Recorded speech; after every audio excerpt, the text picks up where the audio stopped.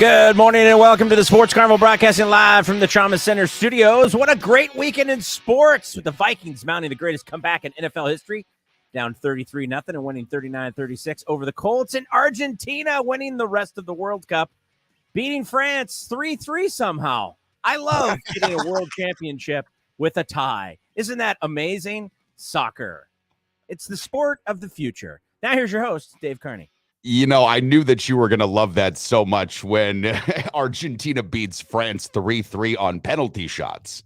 And I knew I knew that Chad was just going to absolutely love that. What a weekend of sports it was. And Chad, I don't think we can bury the lead because I've already put something out, at least to you. I haven't put it on social media, but we talked about this before the show this morning.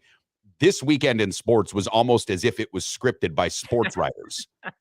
There was something about this weekend in sports, like if you were a master planner, and Chad was making this allusion last week about the world sort of resembling the Truman Show. And at times Chad gets a little bit, he gets a little bit hard on those takes. And he's like, this is what's happening. Well, over the weekend, we saw things that would have resembled exactly what a writer-director would do in all of the major motion pictures in Hollywood if they had an opportunity to be that creative. Because some of the shit that we saw this weekend, I don't know if you ever would have scripted. The Minnesota Vikings, the Dallas Cowboys, who we'll talk about losing that game to Jacksonville, which we actually called, Chad, on Friday. That was one of our picks of the week. France losing to Argentina the way they did when Mbappe had a hat trick in the World Cup. This kid is like 23 years old, this Mbappe kid from France, and he is amazing, possibly one of the best soccer players of all time already. And then you had just, meltdown after meltdown after meltdown, and you thought, this is something that I just don't know if you could have written, even if you would have wanted to. But I'm curious to see who our audience members thought had the worst loss this weekend. So go to the Facebook group page, go to the Twitter feed at the Sports Carney, and give us your thoughts here, because, Chad, that is our poll question this morning. Who had the worst loss over the weekend? Was it the Patriots losing to the Raiders? By the way, we didn't even talk about that. What the fuck was that all about? Why do you have the second lateral? The first lateral I get. Okay, that's cool. You're tied. What are you doing? I've got literally no idea what is happening there in this particular game. Again, Chad, when you were pounding this drum last week about this NFL, and really in a lot of different ways, the world at large being fairly scripted, this is the kind of stuff that if you did have a really creative brain, a huge budget, you might have drawn up. So Patriots, Cowboys, Colts, France, Chad, off the top of your head, who had the worst loss this weekend? Oh, well, I would say the Colts. I mean, just because it's historic, right? We have to go all the way back to the 90s with the Bills and the Houston Oilers. That was a playoff game, and it was a 32-point deficit. This was a 33-point deficit. I think it was more, obviously maybe the world would say France, but that's why I call the rest of the World Cup, because I don't give a shit. The rest of the World Cup. And most of Americans don't give a shit because it's soccer. No one cares. Well, I think a lot of people were tuned into this one because of Messi. I really do. We're an NFL nation, and I think that the biggest upset was that Colts loss.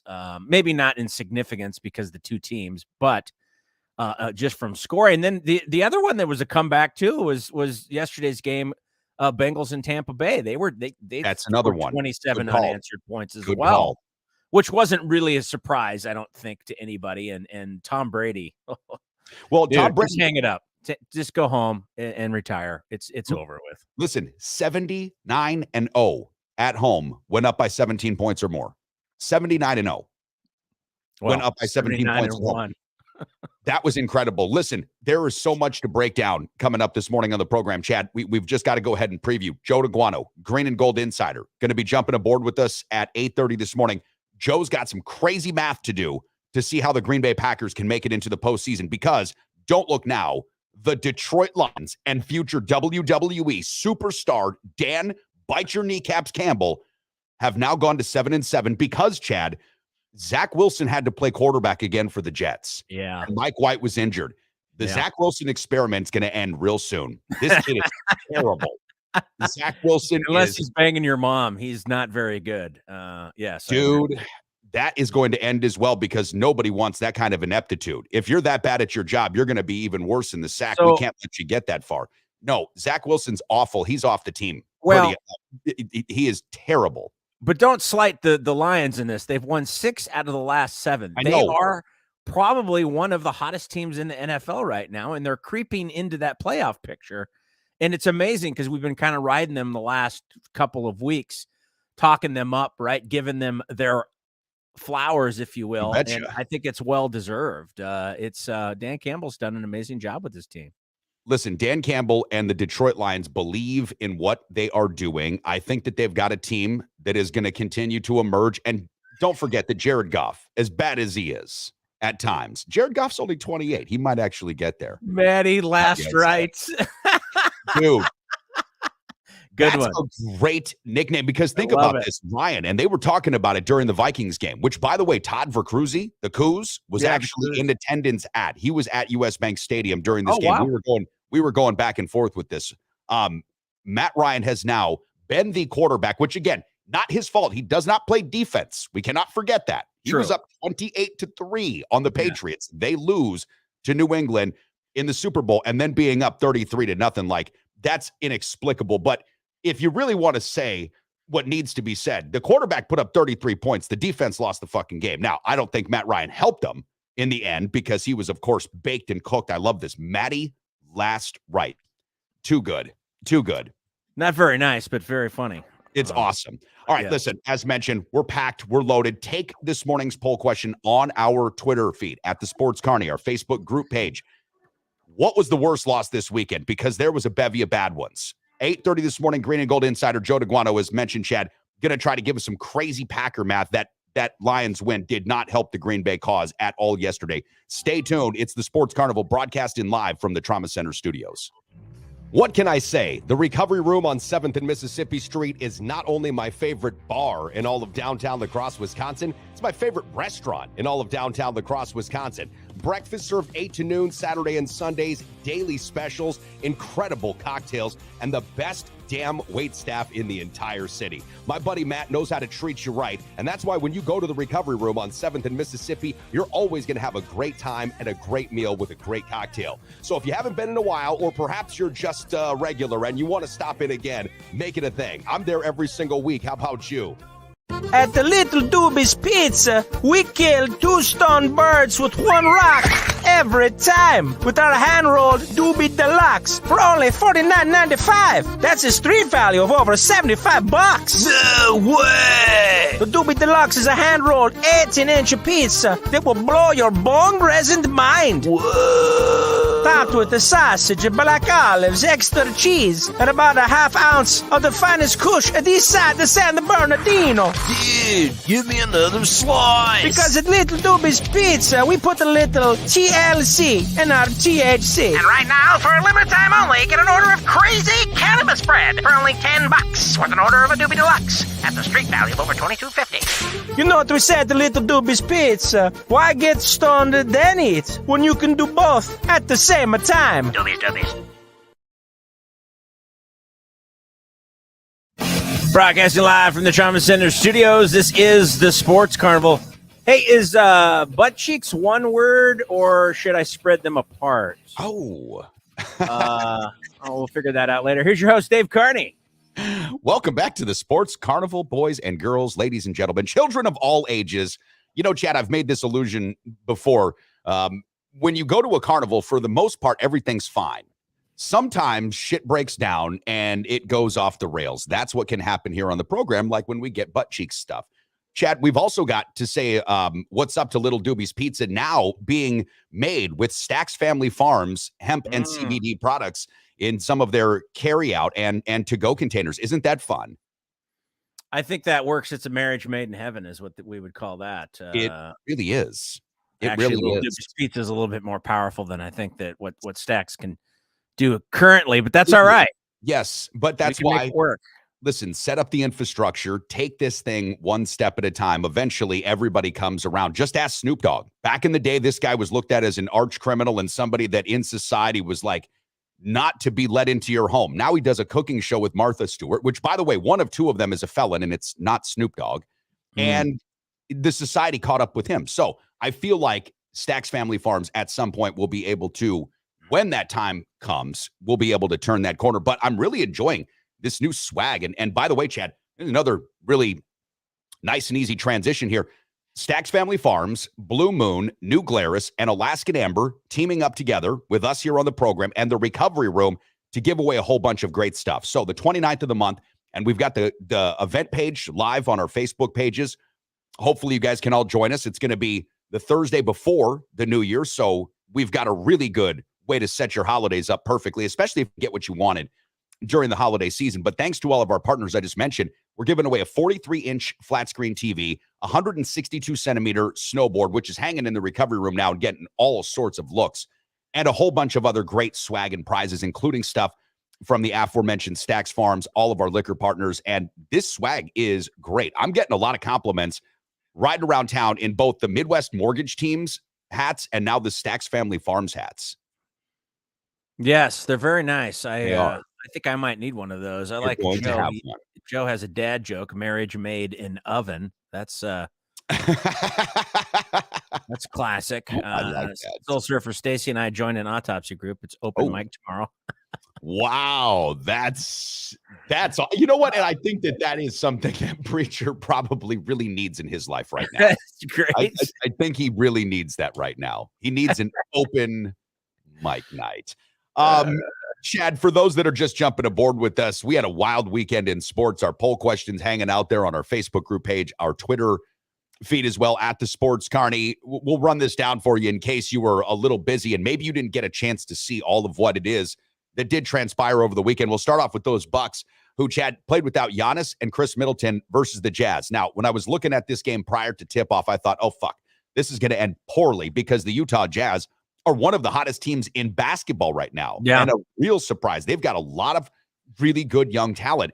Bucks beat these guys like a drum, 123-97. Bobby Portis, check this out, 22-14, starts in place of Giannis, right? Got his 17th, double-double this season. That's good for third in the NBA already. Bobby Portis is playing like off a the bench beast. Yes, he will be this year's Hondo Award winner, the John Havlicek Award winner. I agree. Should be Bobby Portis. You look at Drew Holiday, another incredible performance in one of those games in which you really see his impact, Chad, on the defensive side of the ball. 21 points, 8 assists. Brooke Lopez had 18 and 8, but more importantly, had one of the best highlights of the game on a big block against Lauren Marketing. So Brooke Lopez really stepped up. The Bucks, they'll be back in action. I want to say they're back in action in a couple of days. I'll check on that. But needless to say, it was a big win for Milwaukee on Saturday. The NFL started off on Thursday night. Of course, we had that Thursday night football game. Then we go to Saturday games. I'll just say this. Buffalo and Miami surprised me. It's not like one of the biggest surprises of the weekend, but the way that game went, the snow was late. Snow. It was late. The snow was late, so it didn't factor in till late. No, and Tua, I'll give him his credit. He played a lot better than I anticipated him playing. Jalen Waddle had a huge game, and unfortunately, Raheem Mostert was on my bench, and he had a decent performance, but Waddle played great. Tyreek Hill played great. Tua played better than expected. Buffalo still pulls it off, but that was a really, really good game. But this is where things get exciting. And I know that Foreman's checking in here with the Argentina when he says that it was an amazing game and it was just one of those career-defining moments. It was. Argentina wins that World Cup. Messi's now big. He's got all of the big championships in soccer. So for you, the rest of the World Cup. Oh, thank you, Joey. Bucks play tonight versus Zion. Good call. Good call. Yeah, play the Pelicans tonight at 5. Is that 5 your time, 5 Pacific time? 5 my time. I'm sorry. I didn't interpret. Yes. Yeah. Whatever that math is for you, it's 5 my time. There you go. It's everything's earlier in the Central time. It's like 8, 7 Central. So is that 3 your time then? It's actually 7. It feels earlier. Oh, what's the other way? That would be Hawaii. If you're in Hawaii, it'll be 3 o'clock. So if you're listening in Hawaii, it'll be 3 o'clock. By the way, people in Hawaii had a rough flight, dude. I saw something this morning. There was like some massive turbulence. Like 11 people got seriously injured on a flight to Hawaii. Makes you think that Hawaiian vacation right now, doesn't it? Well, the good thing about going to Hawaii is you get laid no matter what when you get off the plane. So there's always a silver lining in everything. That's fair. That's fair if they're still allowed to do that. I don't know if that triggers people. Anyways, back to the wild weekend of sports, which in Hawaii, like I mentioned, kind of flying over to Hawaii became a sport this weekend for at least one passenger plane. The Cowboys, we talked about this, Chad, to open up. They're part of the poll question. They absolutely blow it versus the Jags.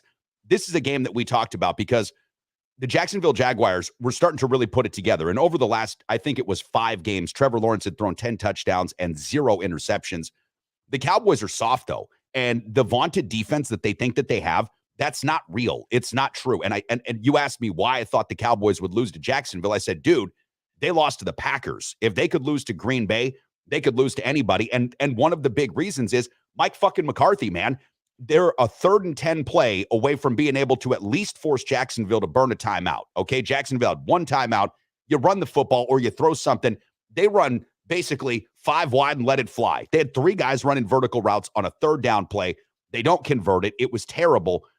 The game goes to overtime. It ends in a defensive touchdown, which is one of the first games to end in a defensive touchdown in quite some time. Well, actually not to end in a defensive touchdown like that, but that's how the game ended. The Raiders one was the crazy one that ended the way that did. But the Cowboys are just not a real team. And in the NFC, they might get in. They'll be a wild card playoff team, but they go nowhere. The Patriots game versus the Raiders, this had me thinking about, Chad, you over the weekend. Like, if you could have written this down and said, this is the way that it should go for a Vegas team, McDaniels versus Belichick, it's going to upset all of the odds makers. That's the way that it went. What were the Patriots doing on that lateral? What was the idea there? I don't know. And the thing that surprises you when it's a Bill Belichick coach team, that's not the kind of mental mistakes that his teams generally make. I don't know if the guy that did the second lateral was thinking that they needed to score to be able to survive or what, but clearly there was miscommunication there. The first lateral, I don't have a problem with. That's fine. You want to try to win. You don't want to go overtime. I get it. But then just get tackled and call it good, go to overtime and take your chances. Obviously, that second lateral where you're actually throwing it like a quarterback, I don't know what the hell he was thinking. And clearly the Raiders benefited from that and capitalized, and good for the Raiders.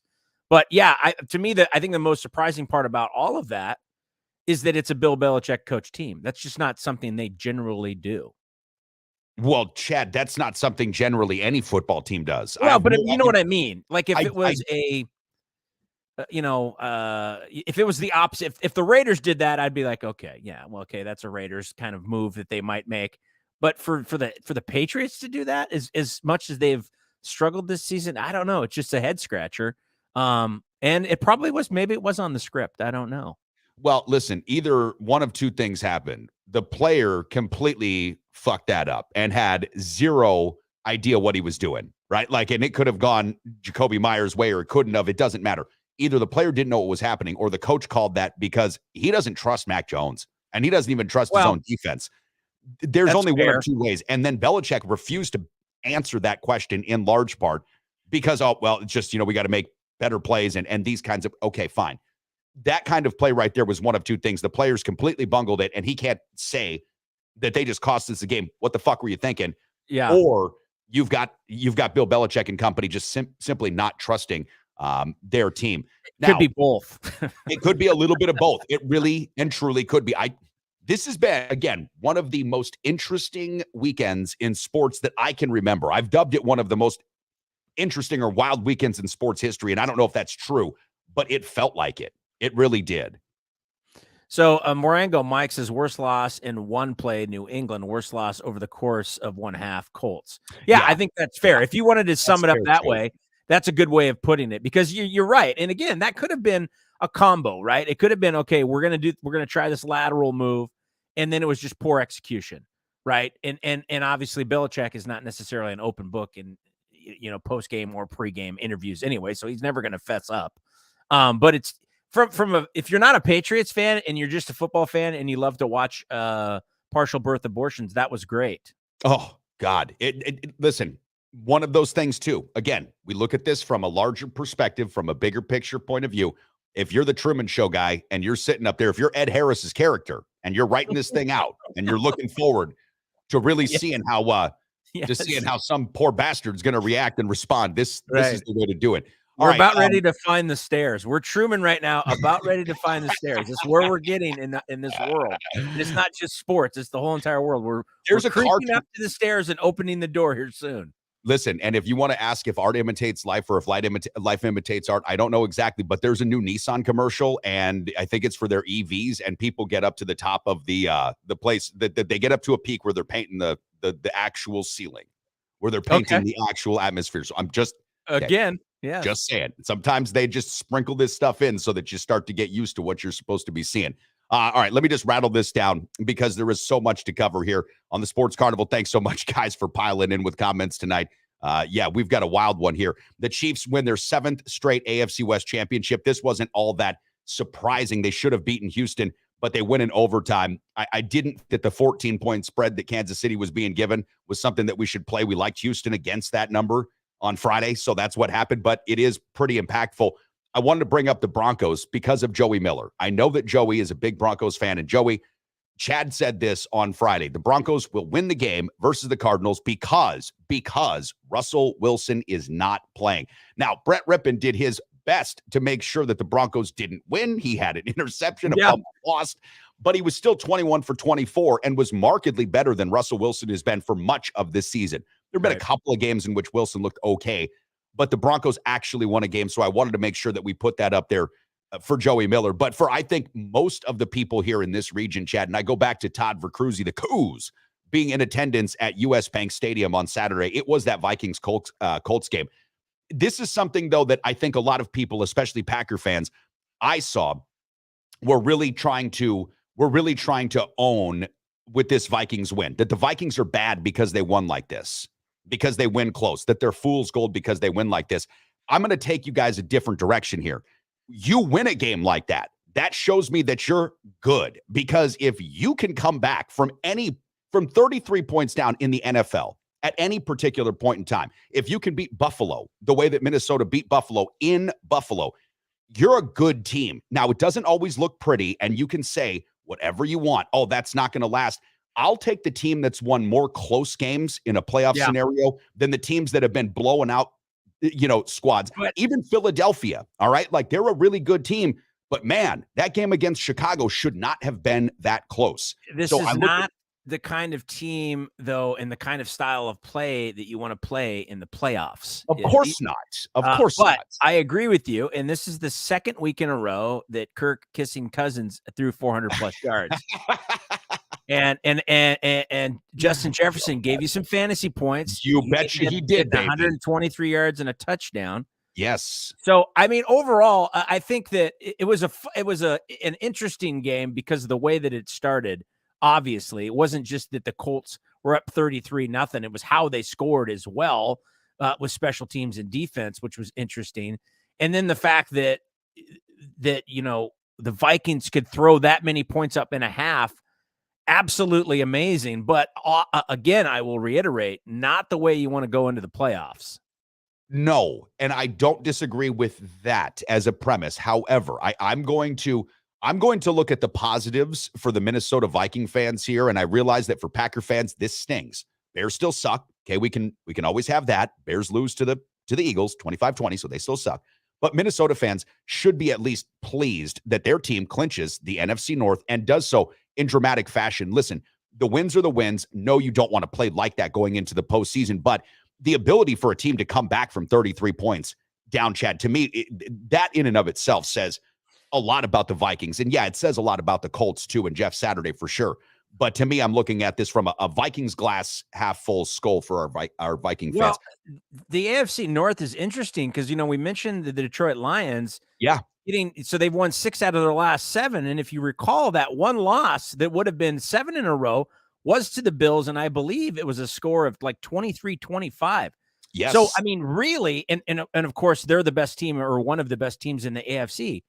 So the fact that they lost that game so narrowly and the fact that they've won 6 out of their last 7, are they the hottest team in the NFL right now? Maybe. I mean, you could make the argument. I would say that right now, the team that I wouldn't want to play under any auspices would be the Cincinnati Bengals. That's the one team that I wouldn't want to play under the auspices. And they started off real rocky this year. But to your point, and to the Lions' credit, they are buying into whatever system it is that Dan Campbell is giving them. They're buying into organizationally the decisions that they have made over the last couple of seasons. And I mentioned Jared Goff's name. look, I realize that he's not exceptional, but he was a number 1 overall draft pick, and he is only 28 years old. No. He has been to as many Super Bowls as Aaron Rodgers has been to, right? Jared Goff's already been to as many Super Bowls as Aaron Rodgers. And so we have to look at that guy and say he's okay. He's decent. They've got a good run game. They're scrappy. They've got good defense. And they're figuring out ways to win, and they're beating decent teams. And again, 6 out of the last 7 only losing to the Buffalo Bills narrowly. It's really impressive. If you stacked it all up and you looked at all of these teams, as far as the last 8 weeks or so, they've got to be in that category of one of, if not the hottest team. And I agree with you. The Bengals is another team you don't necessarily want to play, and they showed that last night as well, or yesterday as well, with their comeback, right, and their firepower that they have. Even though they could get off to a sluggish start, they're still able to pull out a pretty good win against Tampa Bay, which is in the worst division in football and still in the playoff hunt because they're going to win the AFC South or NFC South. Unbelievable. No, you know what? I don't know. Win. They might. Their schedule is going to be tough at the end. Their last few games are going to be tough. I did this many, many weeks ago, and I just had a sneaking suspicion that Tampa Tom was going to start to shit the bed. Okay, I really did. I put a couple of bucks down on the Saints to win that division at about plus 800 or so. If it comes in, I'm going to make a pretty penny. The Saints are 5-9 now. They get a win yesterday. I can see Tampa Bay really and truly losing this division. And if for no other reason, you mentioned this at the very beginning of the show. And if anything, he's been honest with this year recently. And he said, Tom, it's time for you to retire. This thing is over. You've got to give it up. In the first half, it was great. Not great. They were up 17 points at a time. But there are things that Tom Brady he is incapable of doing that he was even more capable of doing 2 years ago when he came to Tampa Bay. It's not that he can't still throw the ball, but his reaction time, and Chad, I think that's the biggest thing with age. It's not that your abilities in all cases decline, right? You play guitar like B.B. King did until your dying day. It's not that you're getting worse at guitar, but your reaction time is going to be slower. Right. Same thing with driving. That's what I was seeing from Tom Brady yesterday. His reaction time. Well, how many fumbles did he end up having? 2? Well, he had 4 turnovers total, right? I think he had 2 fumbles and 2 picks in 4 consecutive possessions. But this is something that if you, again, really take a big picture look at this and take a look at Tom's first year in Tampa Bay, that's exactly what happened against the Green Bay Packers. The Green Bay Packers just couldn't convert and score any points against Tom Brady. They turned that man over 4 times in a row in the NFC Championship game, and Green Bay couldn't score. That's where I look at a team like Cincinnati and Joe Burrow and Jamar Chase and that, again, evolving offensive line and say, they're going to be the team in the AFC again this year. I would not want to play in any situation at all. Well, Jeremy Foreman is an apologist for the GOAT here. Well, it doesn't help that Brady lost 3 of his starting offensive linemen. Well, at this time of the year, everybody's banged up. Everybody's hurt. Nobody's 100%. So I don't buy that. I'm talking about the individual play of, that one fumble, he lost it out of his hand before he even handed it to the running back. That was like, what the hell was that? Back-to-back weeks of him throwing the ball in the dirt. You know what the thing is? The guy's 40, 3, 5, whatever he is. He's going to be 46 next year. He's whatever. 45 already. I know what I feel like at 48. Okay, I'm 48 years old. And yesterday I went Christmas tree hunting, which I think is funny to call it hunting, but with my nephews. And I had to pull this tree about, 100 yards in the snow, deep snow, and I almost died. As you get older, things hurt. I'm impressed that the guy's even playing, but at some point, this starts to turn into, if you remember, like Joe Namath sitting on the sidelines with a 49er uniform, just all hunched over. It gets sad. Why would you want to do that to yourself? You could have walked away with a Super Bowl win a couple of years ago and been considered the GOAT still, and everything would have been cool. Why wouldn't you do that? I don't understand that. Ving Rhames said this, and if I could just turn around and have a Band-Aid on the back of my head, he's like, pride's fucking with you here, Butch. And this is what's happening. Pride is fucking with you. All right, we're going to take a quick break here because when we come back, Green and Gold insider Joe Daguanno joins the program. Joe's got some crazy math to try to break down, see how the Packers could make it into the postseason. And Rob Dog wants to know what Joe has to say about some people claiming that Jordan Love will demand a trade. I had not heard that. But stay tuned. We'll jump right into it. It is the Sports Carnival broadcasting live from the Trauma Center studios. Now more than ever, if you're looking to buy or sell your first home or perhaps an investment property, you need a full-time dedicated real estate agent who is up to date on all the latest trends and analysis and is ready to give you the kind of service that you deserve. That's why the official real estate agent and the official real estate partner of the Sports Carnival is Kyle Cable of One Trust Real Estate. Whether you're looking to buy or sell your first home or perhaps you are a seasoned investor, call the official real estate agent partner of the Sports Carnival, Kyle Cable of One Trust Real Estate.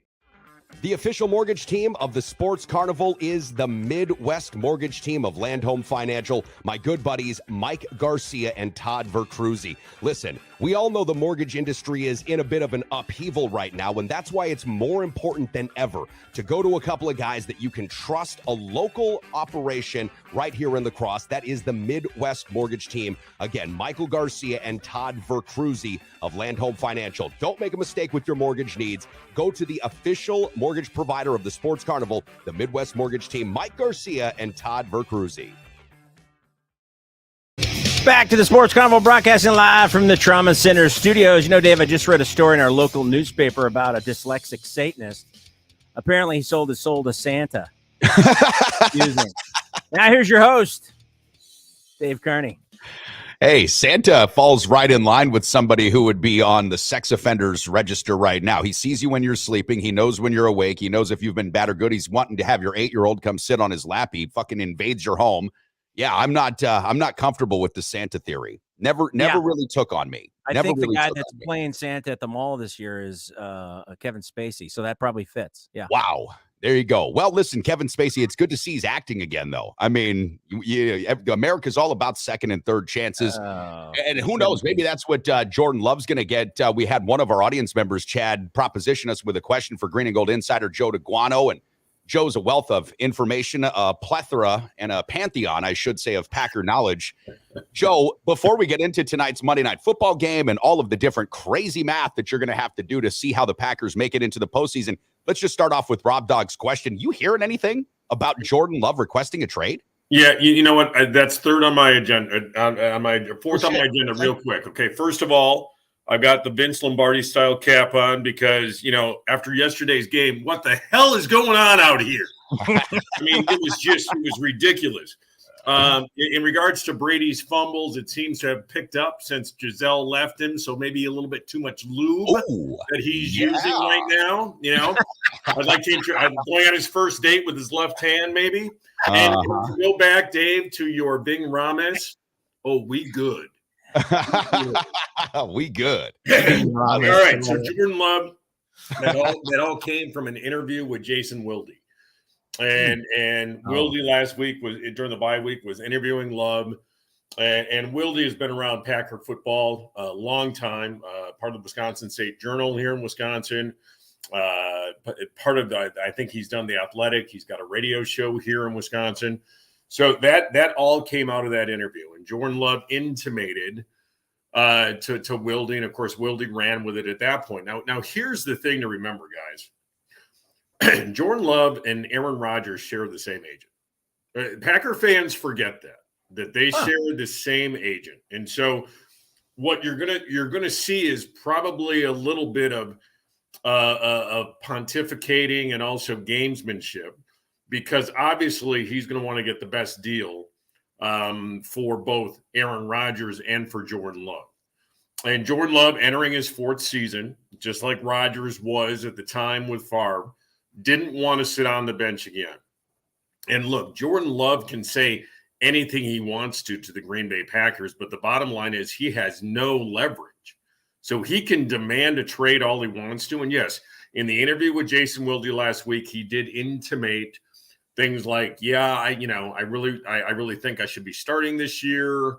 I don't know what I'm going to do if I'm not, all those types of things. And so there's some gamesmanship going on. And I just want to remind Packer fans that when you've got an agent that's playing both sides of the conversation with both Jordan Love and Aaron Rodgers, his job is to get the best deal for both of those guys.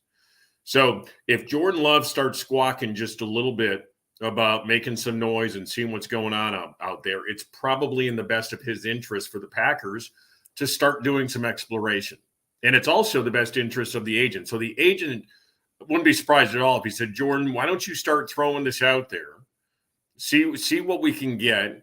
You know, if the Packers really want you, maybe they trade Aaron to a better position. So again, it's a lot of gamesmanship going on. And I always laughed from day one of this whole Jordan Love drama, that when Goody drafted him, and the fact that Packer fans forget, the agent controls both of these guys. And so his job is to get the best deal for both of these. So don't be surprised at all if there's some behind the scenes going on with both Aaron and Jordan and the agent to try to get the best deal. So again, where there's smoke, there's fire. Jordan Love can say all he wants about demanding a trade, okay, whatever, dude, we still control you. That you are still property of the Green Bay Packers. So demand all you want. We could sit on your ass if we want to. So that's where it comes from. So it's like Bobby the Brain Heenan, who is the manager of Hulk Hogan and Macho Man Randy Savage at the same time. Yeah, absolutely, man. That's exactly it, Chad. Okay. All right. Chad's been really digging deep here on the scripted nature, he believes, of the National Football League. Let me tell you this, guys. When you think about Jordan Love in this particular moment in time, it might be one of the best times for him to actually be a trade piece, because when you start to weed out the rest of the NFL quarterbacks, and we do this every week or every year about week 14, 15, 16, you can tell that the Jets are going to need somebody, right? There's a team that's going to need a quarterback. Houston is going to need a quarterback. Davis Mills is not the answer there. Nathaniel We Hackett, know Jacoby Myers is not a quarterback for the New England Patriots. Well, he might not be a wide receiver much longer either. That shit amazing. That shit could just get you cut. There's going to be a number of teams that are going to be shopping for QBs, and I know that there's a couple of QBs coming out in this year's NFL draft, but none of them are going to be ready to play like a Joe Burrow day one in the National Football League. So we'll see. Maybe Jordan Love gets his wish. I think the Packers would be better off just keeping Rodgers, paying out this contract, looking at what they've got with Watson, and again, we'll get to tonight's game, Joe, but the specifics of which I want to get your thoughts on Packers versus the Rams. But I want you to go through some of what it is that you teased me about yesterday on Twitter. And that's kind of like where your crazy math has to be, going to see how the Green Bay Packers can make it into the postseason. Of course, a win tonight versus the Rams is a big part of that equation. Yeah, well, yeah. And I still don't think they do it. And so I don't think they make the playoffs. And again, let's just start doing the math on this. First of all, Green Bay's got to win out. There's just no question Green Bay has to win out. So if they lose tonight, it's a moot point. It's a moot conversation. I don't see them losing tonight. And so a couple of things that you got to look at. For New York Times posted, if Green Bay wins out, they have a 67% chance of going to the playoffs, which is pretty good, actually, if they win out. But they do need help. The first help they need is, guess what, Packer fans? You're all going to be cheering for the Vikings on Christmas Eve. You're all going to be shouting Skol, because the Vikes play the Giants Christmas Eve. And so you're going to have to need that win to come in, or that loss for the Giants to come into play there. Right now, Dallas is the 5th seed at 10-4. Giants at 8-5-1. Washington 7-6-1. Seattle 7-7. Detroit 7-7. Green Bay 5-8. All right. So the Eagles play the Giants in week 18, and Washington plays the Cowboys in week 18. So the Eagles and Cowboys could really help the Packers out in week 18. But the problem with that is they might already be slotted into their positions. Yeah. So the Cowboys might be, they might be putting Mike McCarthy out there at quarterback and resting all their starters. And the Giants might be as well. And so you might not get the help you need in that week 18. And so, right now, Green Bay has a 6% chance of making the playoffs. If they win tonight, it goes up to 8%. Oh. And so here's a really crazy thing that I was looking at last night. Hypothetically, the Lions and Packers obviously could both finish at 9-8. And that week 18 game could be the deciding factor. Now, strength of victory starts coming into play. And so now it becomes, these last few games really do become a little bit of college football for the Green Bay Packers, because if they have a chance to pour on points, they're going to have to. because when you get down to that, if it's Lions and Packers and it's that fifth tiebreaker and you got strength of victory, it's basically, all right, if we beat them by 7 and you beat them by 6, we win. And so you need at this point, if you're the Green Bay Packers, and I think it really starts tonight. If Green Bay wins tonight and gets to 6 and 8, I think then you start really looking at the hypotheticals. But get through tonight first. I still don't see it happening, guys. Seattle's loss and them really starting to go backwards right now has really helped Green Bay. But I do look at, Detroit, Seattle, Washington, Giants, Washington, Detroit, who are right now 6, 7, and 9. Green Bay should have won all 3 of those games. There's just no question. So Green Bay, to be put in this position right now, or to be in this position right now, they have nobody to blame but them fucking selves. They got to look in the mirror, and they're in this position. Everybody on that team, the coaching staff, the players, even the personnel staff with Goody, they're in the position right now of having to scramble and having to hope and pray that everyone else loses because they put themselves in a position. Because if Green Bay think about it, you guys, flip it around. If they're 8-5 right now with wins against Detroit, Washington, and Giants, we're not even worried. Right. And so it really does look at when you say a game earlier the year against the Giants, and you kind of say at the time and place, well, that's one loss. All right, that's one loss. We'll put this in the one loss category. But when you look at the NFL, every loss means something. Every game means something. So again, I still don't think it happens, you guys. And if it does come down to week 18 and the Packers got to beat the Lions by a shit ton of points to get in, and then you also got to have something happen with that Cowboy and Eagle game. And again, when the Packers went to the playoffs in 2010, they were 8-6, guys, with 2 games to go. They had to play the Bears and then the Giants to get in the playoffs. But people forget the last game of the year, Deshaun Jackson returns a punt for a touchdown at the end of the game, which eliminates the Giants at that point. And that puts the Packers in the playoffs. So the Packers at 8-6 still needed. That's why I think Deshaun Jackson's still one of the greatest Packers of all time. So, there's so much that needs to happen.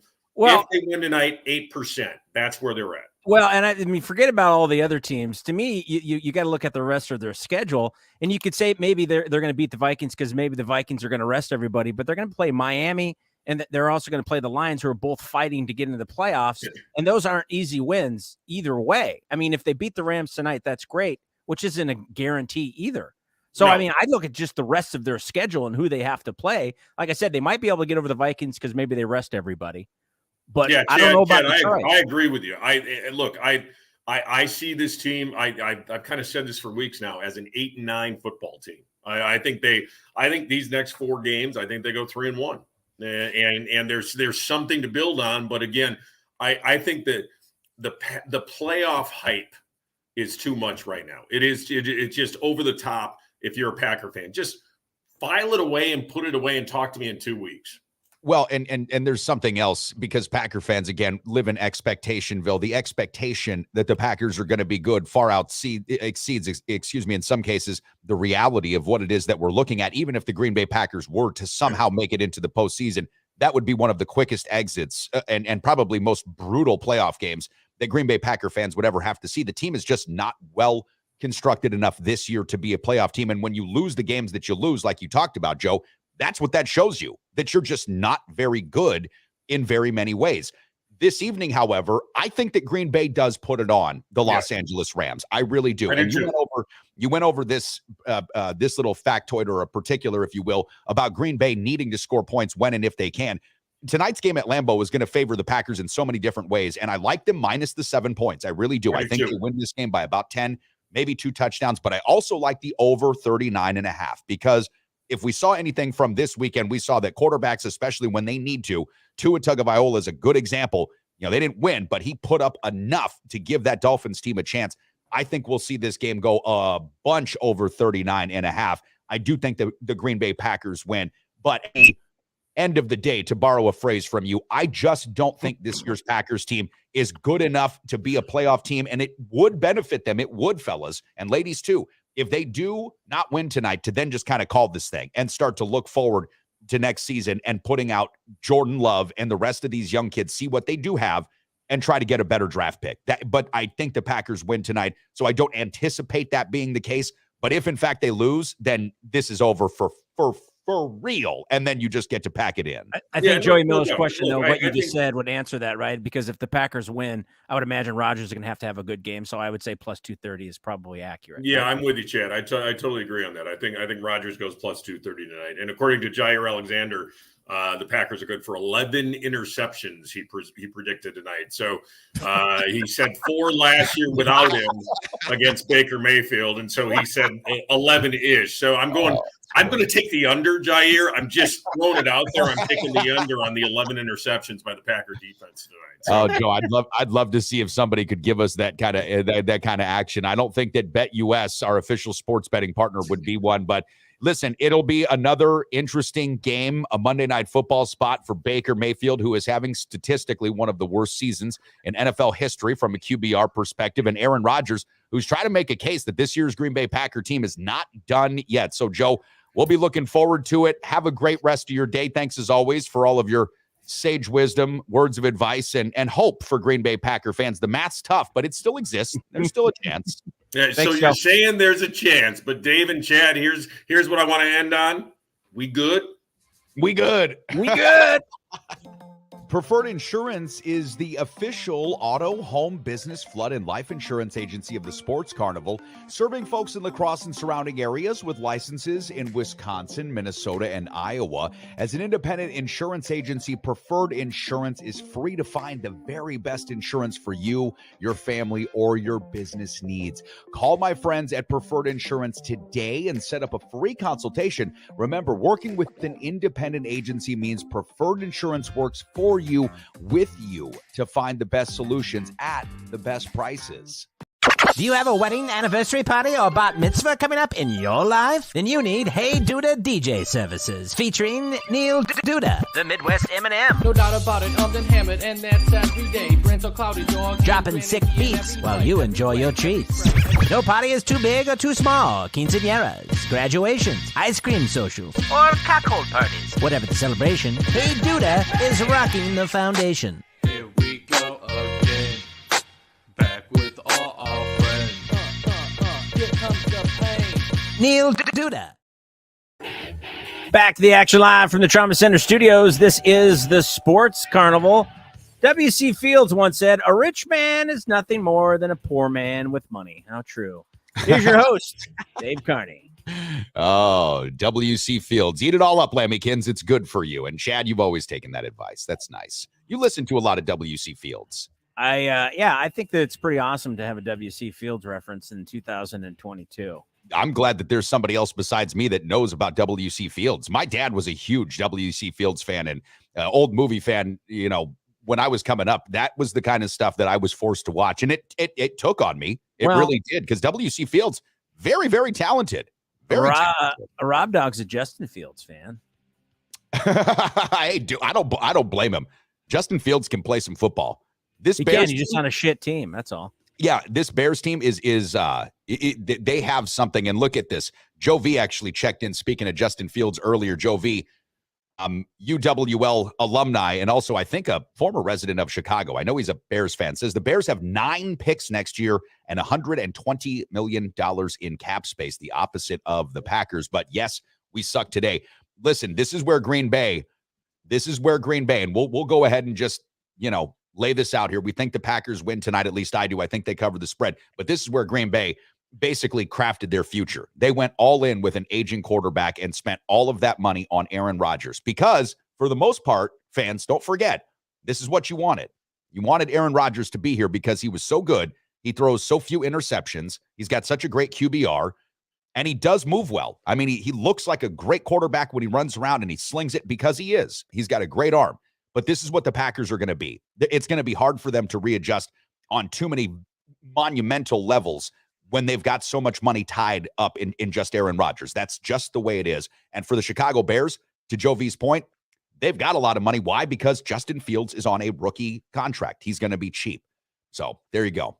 Yeah, I just feel bad for a guy like Justin Fields being as talented as he is, being on a team that's just He'll figure it out. It's just dog shit. But yeah, they do have ability to stock the cupboard where Green Bay really doesn't. I mean, you have to sacrifice so much because of the fact that they have that huge contract with Aaron Rodgers, which obviously in hindsight looks like kind of a mistake to a degree, right? I'm sure you called that when it happened, but it's one of those deals where I get it, right? You get a guy that's got a 4-time MVP, just come off 2 back-to-back MVPs. I get why you pay him, but the bottom line is, it takes 22 guys to win football games. It's not one guy. Yeah. That's the thing. We always forget it. We get so lost in these GOAT debates.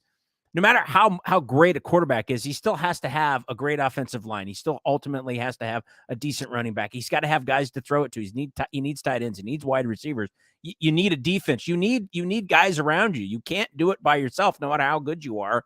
I think Tom Brady is showing that this year as he's struggling, and so is his team. And so and that's why the record is as poor as it is. And no matter how good you are, you have to have other people around you in a team sport, period. Well, and the quarterback position in the National Football League, maybe the most important position from an organizational perspective, because the credit that you get is far exceeding what you deserve when you win. And it's also the blame that you take far exceeds what it is that you should probably have to take when your team loses.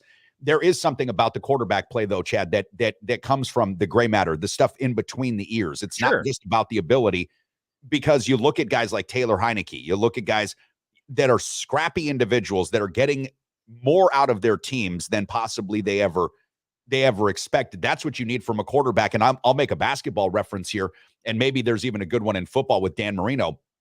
But would you rather have Vince Carter, a human highlight reel, or Kobe Bryant on your team? You take Kobe because he's going to get you to more places. He's going to win you more games. Tracy McGrady never won anything he never made it past the first round of the fucking playoffs. He's in the Hall of Fame. Very aesthetically pleasing player to look at. Much like Aaron Rodgers. You watch guys like McGrady and Vince Carter, you watch Dan Marino, and you're like, this is incredible. I can't believe what I'm seeing. But they just didn't elevate their teams to the heights that would have been expected of a player of that caliber. And so for me, back to the Aaron Rodgers contract thing, I was on this tip 5 years ago. Trade him while you've got a chance. I thought the Packers would have been perfect to trade him to Seattle for Russell Wilson. Get him for Jimmy Garoppolo and all those draft picks to San Francisco. Move off of this guy while you still can, and there is still value. Say what you will about the 49ers, because they had a lot of rough patches after Steve Young left. They've been to multiple Super Bowls since that time. Multiple. The Green Bay Packers have been to one since 1996. They decided they were going to trade Montana. They were going to cut bait on Kaepernick. They've made hard decisions with players that were very fucking popular. I mean, very popular. Well, and I get it from the fans' perspective, specifically the one that you just noted there. I was very upset. I was a 49er fan, a Joe Montana fan, really, more than a 49er fan. And when they decided to do that, it pissed me off, and I had to become a Kansas City Chief fan, which I do love barbecue, so that makes sense. But that stuff, and I go back to something I told you before about Danny Ainge. When Danny Ainge went to Red Auerbach and said, you need to trade Larry Bird and Kevin McHale like in the 87-88 season. And I'm like, I'm appalled by that. But when you think about it logically, I don't know who they would have traded for. I mean, I don't know what his proposal was on who they would have picked up. Better Ben That might have been a smarter move to move forward right after the Lynn Bias dying and all those kinds of things. So as a fan, I get it. Like, you really are invested in a player. You really like a person for how they play the game, who they are, all of those things. And you grow this affinity for them, and you don't want to see them leave. I understand all of that, but you got to remember this is a business at the same time, and you got to look towards the future. And what they did with Aaron Rodgers is they didn't look to the future far enough and understand that you got to have guys around him. Otherwise, it doesn't really work. Yeah, and you've got to sort of trust that Aaron Rodgers at that age is going to be the kind of player that maybe puts out the extra effort because he's being compensated the extra amount of money to come to OTAs to maybe be a part of a rebuild when, in fact, that's what you have to do. We'll go ahead and cap the comments here. Rob Dog says, actually, the Bears didn't fuck up when they drafted Fields. No, and we've never said that the Bears fucked up when they drafted Fields. What I've always thought about with Justin Fields is, he's got a lot of something. He's got it, whatever that thing it is. Does he work out long term? I don't know. He could be a Cam Newton type player. He could have a couple of really good years and then get completely castrated because of his wheels. He runs too much. He doesn't slide. The He style of rides play in that way, right? Yeah, like he doesn't take a dive. The style of play plus the fact that their offensive line is, not as good as it should be. He takes a lot of hits. I don't know if that, really supports longevity in the league. I agree with you. This is where the Bears' $120 million in cap space, if Jovi's figure is correct, which I don't doubt him, this is where it comes into play. See what you can do there, because Chicago is a free agent destination. And I'm not trying to besmirch Green Bay, but Green Bay's, got a couple of nice places to go and hang out and clubs. Chicago it's America's second city for a reason. So the Bears wouldn't have a problem getting people to come and take their money. So they can get whoever they want. And the way that they'll build this thing is through an offensive line. They'll restock that defense. They've got 9 picks. They traded off all of their best players. The reason that the Bears are losing is fucking obvious. They traded away their whole team, right? Like Justin Fields is doing what he can to get these guys back. But this is where the NFC North, for Packer fans, this is where the NFC North becomes a really, really, really muddied picture for the next few years. It's not the AFC West, Chad, where the Chiefs have just won 7 consecutive AFC West championships. When you think about that, that's amazing. It's fucking amazing. And so are some of our great partners here on the program. Kyle Cable, One Trust Real Estate, the official real estate partner of the program. Chad, our mortgage team, the Midwest mortgage team, Todd Vercruyze was at US Bank Stadium yesterday for that Vikings win. What a crazy game that was. Mike Garcia, his partner. These are 2 of the top mortgage agents in town. When you're looking to buy a home, when you're looking to reinvest, go talk to our friends at the Midwest Mortgage Team. Preferred Insurance, Tony Rouse, Brian Sandmeyer. I'm going to go see Tony today. My son's going to get his insurance through Tony for his Toyota. I'm going to get it for my Mercury. And then we're going to get some renter's insurance through Tony as well at Preferred Insurance when we move out of the house here. Of course, we're broadcasting live from the Trauma Center studios, and our good friends at the O'Neill Law Firm keep us safe, protected when things go a little awry, and our home care needs outside of the home anyways, handled by very good hands. Joe's Helping Hands Landscaping. Thanks so much. And Chad, one other thing I've just got to mention. This is something that I was asked to make a shout out about last week, and I want to make sure that we do. The UWL fishing program is having an event fundraiser tonight at the Crooked Pint, which is in on Alaska, from 4 to 9. You can get 15% off your bill if you go in there and support UW Lacrosse Fishing. So want to just send a shout out. I told him I would mention this, and Chad, that's coming up tonight, 4 to 9. We've also got a lot of our audience members looking for a place to go and watch tonight's Packers game and Bucks game, right? On the same time. So, of course, there's a place that you can do that. Of course there is. And you know where I'm going to tell you to go. Go to the recovery room. Support UW Fishing. Go there from 4 to whatever. Give some love to our friends there, and then come to the recovery room. They've got bingo tonight. We've got Monday Night Football. We've got Bucks basketball. This is going to be a really fun Monday night. And the fact that it's like the high today, Chad, is going to be like somewhere around 10 degrees with the real feel of like minus fucking who knows. This is when you want to go inside and really, and really just enjoy being inside. Rob Dog asks a good question. Are they serving fried fish? I'm sure they can get some fish and chips, right? The fish sandwich is fantastic, Rob. There you go. Fish and chips. I don't know if Rob's old enough to go. Oh, well. I mean, it's a restaurant, but, at a certain time, it becomes a bar. So is Zion and Giannis playing tonight at the same time? I would love to see. I know not that they necessarily match up. Well, I don't know if they would cover each other. They would match up a ton. Are you kidding me? But I would like to see that. I'd like to see them both on the floor at the same time. So I'm looking at the injury report right now. Middleton out. Joe Ingles out, but coming close to return. Larry Nance Jr. for the Pelicans day-to-day. Giannis is not listed on the injury report, nor is Zion Williamson. Chad, the Bucks are right now 2-point favorites. This game is going to be in New Orleans. The total is sitting there at 228. Pelicans are hot right now. I'm going New Orleans in this one. I think the Pelicans plus 2 points, Pelicans on the money line plus 105 is probably your play, which if you're going to make that play, and again, I'm not one to really bet against the Bucks. I don't like that, but I don't like this pick here for Milwaukee. They were 2-point favorites against the Grizzlies, and they got beaten by 41 points. So another guy take the Pels plus 2 here. Another guy match up nice against Zion will be Bobby Portis off the bench as well, coming in to play a little defense on him, huh? Or, Brook Lopez goes over there and blocks a few of those. For sure. I mean, it could happen. I'm pulling for the Bucks. Of course I am too. I'm just looking at this realistically. The Pelicans at home right now, 18-11 on the season. The Bucks coming off a Saturday win versus Utah, 123-97. it just feels like tonight's game might be a Pelicans game. Maybe the Bucks will be really interested in the Packers Monday Night Football game too. Maybe they'll be as interested in Joe's crazy math. I don't know. But when you do make your bets, go to betus.com.pa, sign up, use the promo code Carnival. Very easy. Then when you make your deposit, your initial deposit, you'll be prompted to use that promo code once again, 125% free money. You put in $100, they'll give you $125 absolutely free. You can play tonight's Bucks game and Packers game at BetUS. Chad, great job. Great WC Fields reference today. I appreciate that. Yes, no problem. I say that the Packers win, but they only win by 3. Oh, you say by 2 touchdowns. I do. I think I'm having 2 scores. Okay. All right. We'll talk about it tomorrow. We'll see. Bye, guys. All right.